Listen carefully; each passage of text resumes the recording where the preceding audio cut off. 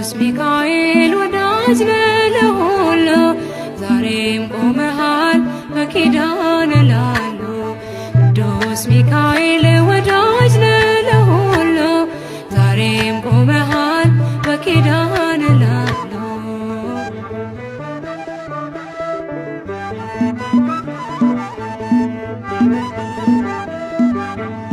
ክንፍህን ዘርጋ ሚካኤል ቅደም ከፊቴ ምራኝ መንገዱን እንዳይመሽ ልድረስ ከአባቴ እንዴት ይገፋል ጎዳናው ያላንተ እርዳታ ጥሜን ቁረጠው በበትርህ ጭንጫውን ምታ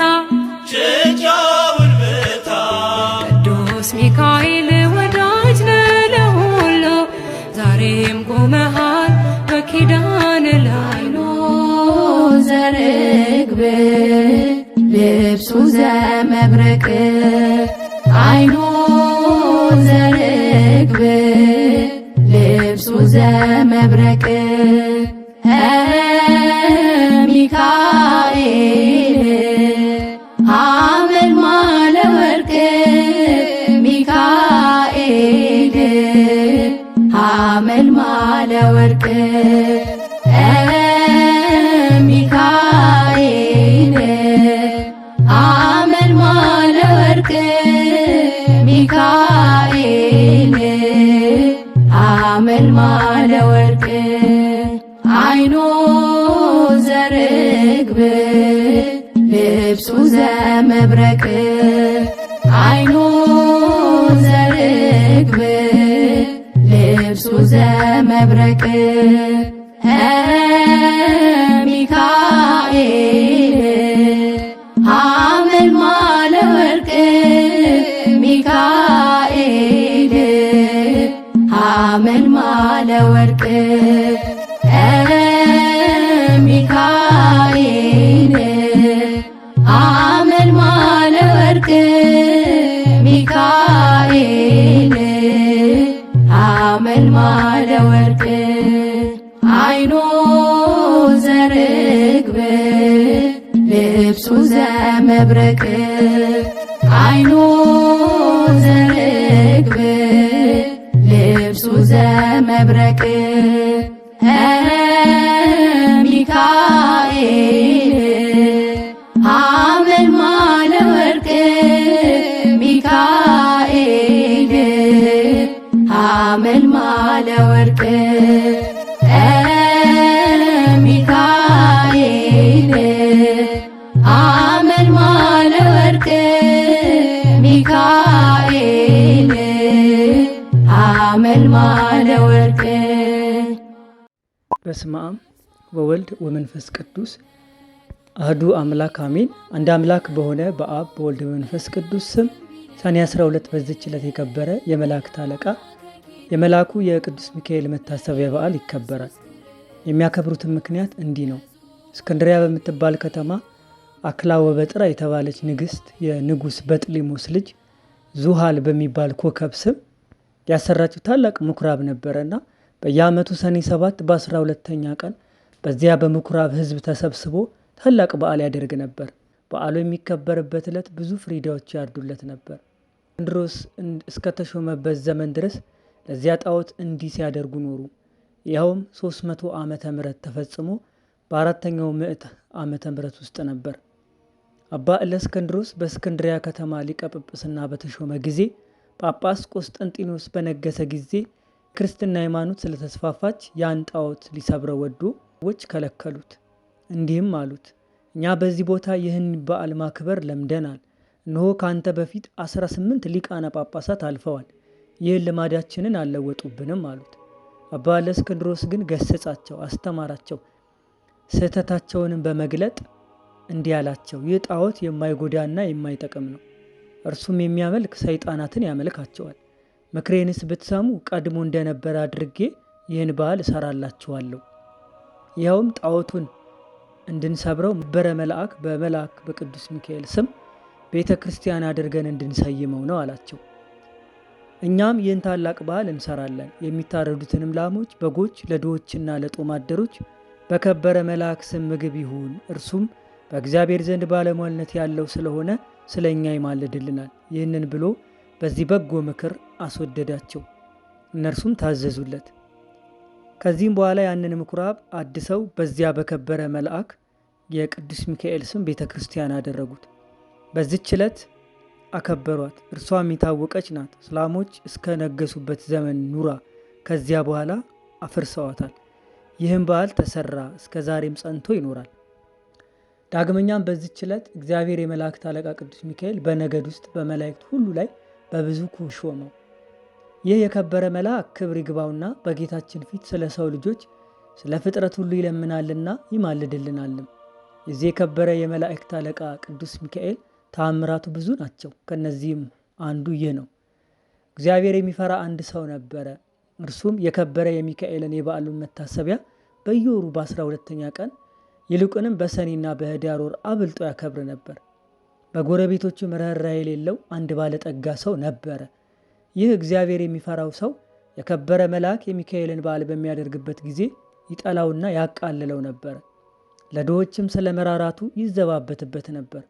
የሕይወቱ ዘመንም ተፈጽሞ የሚሞትበት ከዚያ ከኃላፊው ዓለም ድካም የሚያርፍበት ጊዜ ሲቀርብ የክቡር መልአክ የሚካኤልን የበዓሉን መታሰቢያ ታደርግ ዘንድ ምጽዋት ሰጪም ትሆን ዘንድ ሚስቱን አዘዛት። ከዚህ በኋላ አረፈ። ገንዘውም ቀበሩት። ሚስቱ ጸንሳ ነበርና የመውለጃዋ ጊዜ ደርሶ ምጥ ያዛት። በታላቅ ጭንቀት ውስጥ ሳለች እንዲህ ብላ ጸለየች። የእግዚአብሔር መልአክ ሆይ ራራልኝ፣ በእርሱ ዘንድ ባለሟልነት አለህና በእግዚአብሔር ዘንድ ስለ እኔ ለምንልኝ። ይህንንም ባለች ጊዜ በቤቷ ውስጥ ብርሃን በራ፣ ከችግርም ዳነች። መልአኩ ውብ የሆነ ወንድ ልጅን ወለደች። የእግዚአብሔር መልእክተኛ ቅዱስ ሚካኤል ከሰማይ ወርዶ ሕፃኑን እንዲህ ብሎ ባረከው። ርኅራኄ የሌለውን የዚህ ባለጠጋ ገንዘብና ሀብት ጥሪቱንም ሁሉ ይህ ሕፃን እንዲወርስ እግዚአብሔር አዟል። ባለጠጋውም በቤቱ በአልጋው ላይ ሳለ ጌታ ጆሮን ከፍቶለት ይህንን ነገር ከመልአኩ ሰማ። ይህንን በሰማ ጊዜ ታላቅ ሐዘን ደረሰበት። ሕፃኑንም የሚገድልበትን ምክንያት ይፈልግ ጀመረ። ነገር ግን ክብር ይግባውና ጌታችን መድኃኒታችን ኢየሱስ ክርስቶስ ይጠብቀው ነበር። ከዚያ በኋላ ያ ባለጠጋ ምክንያት አዘጋጅቶ የሚያገለግለኝ አገልጋይ ይሆን ዘንድ ልጅሽን ስጪኝ አላት። እኔም እየመገብኩና እያለበስኩ አሳድገዋለሁ፣ ለአንቺም 20 ወቄት ወርቅ ሰጥሻለሁ አላት። ይህንንም ነገር ከባለጠጋው በሰማች ጊዜ ስለ ችግሯ እጅግ ደስ አላት። ልጇንም ሰጠችው። እርሱም 20ውን ወቄት ወርቅ ሰጣት። የምሻው ተፈጸመልኝ ብሎ ደስ አለው። ከዚህ በኋላ በልጁ ቁመት ልክ ሳጥን አሰርቶ ሕፃኑን በሳጥን ውስጥ አስገብቶ ዘጋበት። እስከ ባሕርም ተሸክመው ወስደው በባሕር ጣሉት። ክብር ይግባውና ጌታችን መድኃኒታችን ኢየሱስ ክርስቶስ አይሰጥም ከዚያች ሀገር የ20 ቀን መንገድ ያለ ርቃ ወደምትገኝ ወደ አንዲት ወደብ እስከሚደርስ በባሕሩ ላይ ተንሳፈፈ። በባሕሩም አካባቢ በጎች አሰማርቶ የሚጠብቅ አንድ ሰው ነበረና ሳጥኑን በውሃ ላይ ተንሳፎ አየው። እርሱም ከባሕር አውጥቶ ወደ ቤቱ ወሰደው። ይህንንም ሳጥን እንዴት እንደሚከፍተው ያስብ ጀመረ። ይህንንም ሲያስብ ወደ ባሕሩ ሄድ ዘንድ ጌታችን በልቡናው ሐሳብ አሳደረበት። ወዲያውኑም ተነስቶ ወደ ባሕር ሄደና አንድ አሳን የሚያጠምድ ሰው አገኘ። አሳ አጥማጁም መረብህን በእኔ ስም ጣል፣ ለሚያዘውም አሳ ዋጋውን እሰጥሃለሁ አለው። አጥማጁም እንዳለው አደረገ። ያን ጊዜ ታላቅ አሳ ተያዘ። ዋጋውም ይዞ ወደ ቤቱ ሄደ። ለራቱ የሚጠብሰው ዘንድ አረደው። በሆዱም ውስጥ መክፈቻ አገኘ። በልቡም ይህ መክፈቻ ይህ ሐሳብ ይከፍተው ይሆን? ይህ መክፈቻ ይህን ሳጥን ይከፍተው ይሆንን ብሎ አሰበ። በሳጥኑም ቀዳዳ ባስገባው ጊዜ ፈትፈተ። በሳጥኑም ቀዳዳ ባስገባው ጊዜ ፈጥኖ ተከፈተ። በውስጡም ይህን ታናሽ ብላቴና አገኘ። ልጅ የሌለው ነበርና ታላቅ ደስታ ደስ አለው። ጌታችን አመሰገነው። ሕፃኑንም በመልካም አስተዳደግ አሳደገው። ሕፃኑም አድጎ ጎልማሳ ሆነ። ከብዙ ዘመናት በኋላ ያ ባለጠጋ ተነስቶ ወደዚያች ሀገር ሄደ። በመሸም ጊዜ ወደ በግ ጠባቂው ደጅ ደረሰ። በግ ጠባቂውም እስከ ነገ የምናድርበት ማደሪያ ባንተ ዘንድ እናገኛለን ብሎ ኪራይም እሰጥሃለሁ አለው። በጋርቢውም እንዳልህ ይሁን እደር አለው። ባለጠጋውም በዚያ አደረ። ራት በሚቀርብበት ጊዜ ሕፃኑን ባህራን ብሎ ጠራው። ባለጠጋውም ሰምቶ ልጅህ ነውን ብሎ ጠየቀው። በግ ጠባቂውም አዎ፣ ታናሽ ሕፃን ሆኖ ሳለ ከባሕር አግኝቸው እግዚአብሔር የሰጠኝ ልጄ ነው አለው። ባለጠጋውም በምን ዘመን አገኘኸው አለው። እርሱም ከ20 ዓመት በፊት ነው ብሎ መለሰለት። ያን ጊዜም እርሱ ወደ ባህር የጣለ መሆኑን አውቆ እጅግ አዘነ። በማግስቱም ጎዳናውን ሊጓዝ በተነሳ ጊዜ ሰይጣናዊ ምክንያታማ ሕይወት በግ ጠባቂውን እንዲህ አለው፣ እገሊት ወደምትባል ሀገር በቤቴ የረሳሁት ጉዳይ ስላለ እንድልከው ልጅህን ትሰጠኝ ዘንድ እሻለሁ። እኔም የድካሙን ዋጋ ወቄት እሰጥሃለሁ አለው። የብላቴናውም አባት ስለ ገንዘቡ ደስ ብሎት ልጁ ባህራንን ሰጠው። እንዲህም ብሎ አዘዘው፣ ልጄ ባህራን፣ ይህ የከበረ ሰው ስለ ጉዳዩ ወደ ቤቱ ይልክ ዘንድ ና፣ ወደ ቤት በሰላም ትመለሳለህ አለው። ያን ጊዜ ባለጠጋው ወደ መጋቢው እንዲህ ብሎ ደብዳቤ ጻፈ። ይህች ደብዳቤ በምታነብበት ጊዜ ደብዳቤውን ይዞ የመጣውን ገድለ በጉድጓድ ውስጥ ጣለው፣ ማንም አይወቅ። በመካከላቸውም የሚተዋወቁበትን ምልክት ጽፎ አሸጋት። ለባይራንም ሰጠው። ለመንገዱም የሚሆነውን ስንቅ ሰጠው። ባይራንም ተነስቶ ጉዞውን ጀመረ። ሲጓዝቶ የአንዲት ቀን ጉዞ ሲቀረው እነሆ የመላእክት አለቃ የከበረ መልአክ የሚሆን የቅዱስ ሚካኤል በንጉሥ ጭፍራ አምሳል በነጭ ፈረስ ላይ ተቀምጦ አንተ ጎልማሳ የያዝከው ምንድን ነው አለው። ወደ እገሌ ሀገር ወደ ቤት ለማድረስ ከአንድ ባለጠጋ የተጻፈች መልእክት ናት አለው። ያችን ደብዳቤ አሳየኝ አለው። እርሱም ስለፈራ ሰጠው። በዚያን ጊዜ የከበረ መልአክ ሚካኤል ያችን የሞት መልእክት ደመሰሳት። በእርሷ ፋንታም በንጹህ በንፋት ለውጦ እንዲህ ብሎ ጻፈ። ይህችን ደብዳቤ ይዞ ለመጣ ባህራን ለሚባል ሰው ይህንቺ ደብዳቤ ደርሳ በምትነበብበት ጊዜ ልጁ እገሊትን አጋቡት። በውስጥና በውጭ ያለ ንብረቴን፣ ጥሪቴን፣ ወንዶችና ሴቶች ባሮቼን፣ ጠቅላላ ንብረቴንም አውርሻቸዋለሁ። የፈለገውንም ሊያደርግ ስልጣን ሰጥቸዋለሁ። እኔን አትጠብቁኝ፣ እኔ ብዙ ዘገያለሁ። የእኔ ሹም እገሌ ሆይ በእኔና በአንተ መካከል ይችን ምልክት እነኋት። ከዚህ በኋላ አሽጎ ለባህራን ሰጠው። ወደ ባለጠጋው ቤት ሂድ፣ ይችን ደብዳቤ ለሹሙ ስጠው አለው። በጎዳናም እኔ እንደተገናኘው አትንገረው፣ እንዳይገድልህም ይችን የሞት ደብዳቤ ለውጬልሃለሁ አለው። ባህራንም እሺ ጌታ፣ ያዘዝኸኝን ሁሉ አደርጋለሁ አለ። ባህራን ወደ ባለጠጋው ቤት በደረሰ ጊዜ ያችን ደብዳቤ ለሹም ሰጠው። ባነበባት ጊዜም በመካከላቸው ያለውን ምልክት አገኘ። አስተውሎም እርግጠኛ እንደሆነ አወቀ። ከዚህም በኋላ ለባይራን ሰርግ አዘጋጅቶ እንደሚገባ በቤተ ክርስቲያን ስርዓት በተክሊል የባለጠጋውን ልጅ ያጋቡት። 40 ቀን ያህልም በደስታ ሐሴት እያደረጉ ኖሩ። ከዚህ በኋላ ባለጠጋው ከሄደበት መመለሻው ጊዜ ሆኖ በደስታ የሆነውን የመሰንቆ የእንዚራ ድምፅ ሰምቶ ይህ የምሰማው ምንድን ነው ብሎ ጠየቀ። እነርሱም ስሙ ባህራን ለተባለ ያንተ ደብዳቤ ላመጣ ጎልማሳ ሰው ልጅህን እገሊት አጋቡት። እነሆ ለ40 ቀናት በሰርግ ላይ ነው። ገንዘብህን፣ ጥሪትህን ሁሉ፣ ወንዶችና ሴቶች ባሮችን እንዳዘዝክ ሰጥተውታል አሉት። ይህንን በሰማ ጊዜ ደንግጦ ከፈረስ ላይ ወደቀ፣ በድንገትም ሞተ። ባህራን በጎ ስራዎች የሚሰራ ሆነ። የተገለጠበትን ከመገደል ያዳነውን የመላእክት አለቃ የከበረ የቅዱስ ሚካኤልም ደግ እንደሆነ ሊገድለው የሚሻውን ባለጠጋ ጥሪት ሁሉ ያወረሰው እርሱ እንደሆነ ተረዳ። የዚህንም የከበረ መልአክ የመላእክት አለቃ ሚካኤል መታሰቢያ በየወሩ ያደርግ ጀመረ። ቤተ ክርስቲያንም ሰራለት። የቅዱስ ሚካኤልንም ስዕል አስሎ በቤተ ክርስቲያን ውስጥ አደረገው። ከእርሱም ብዙዎች ደንቆሮ ተአምራቶች ተገለጡ።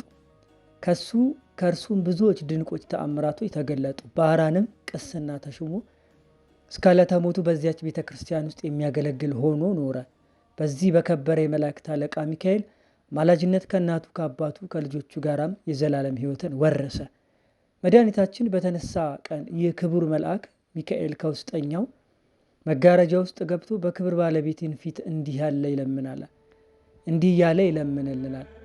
እውነት ስለሆነ ቃል ኪዳንህ በምድር መታሰቢያን የሚያደርጉት ትምርልኝ ዘንድ ፈጣሪ ሆይ እኔ አገልጋይህ መልእክተኛ ከቸርነትህ እለምናለሁ። አንተ መሐሪ ቅርብ ባይ ነህና።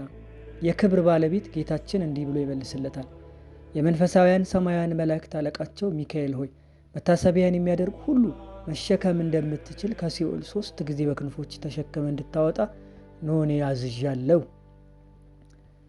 ይህንንም ቃል በሰማ ጊዜ እጅግ ደስ ብሎት የበዓሉ መታሰቢያ ከሚያደርጉት በክንፎቹ ተሸክሞ የእሳቱን ባሕር አሳለፋቸው። እርሱንም ከብቻው ጌታ በቀር የሚቆጥራቸው የለም። ስለዚህም የዚህ ታላቅ የከበረ የመላእክት አለቃ ሚካኤል የበዓሉን መታሰቢያ ለማድረግ መታገል ይገባናል። እርሱ ከሰይጣን ወጥመድ ያድነን ዘንድ በዘመናችን ሁሉ ይጠብቅ ዘንድ ኃጢአታችንንም ያስተሰርይ ዘንድ መከራችንንም ያርቅ ዘንድ የምድራችንንም ፍሬ ይባርክ ዘንድ ፈቃዱን ለመስራት ይረዳን ዘንድ ከኛ ወገን የሞቱ ረፍት ነፍስ ሰጥቶ ወደ መንገዱ የሄዱ አባቶቻችንን ወንድሞቻችንን ወደ ቤታቸው በሰላም በጤና ይመልስ ዘንድ በመካከላችንም ፍቅር ያደርግ ዘንድ እስከ መጨረሻይቱም ሕቅታ ድረስ በቀናች ሃይማኖት ያጸና ዘንድ የክርስቶስ ወገኖች የሆኑ መኳንንቶችን ጠብቆ በወንበሮቻቸው ላይ ያጸና ዘንድ የሳቱትንም ወደ ቀናች ሃይማኖቱ ይመልሳቸው ዘንድ በእግዚአብሔር ፊት ስለኛ ይለምናልና።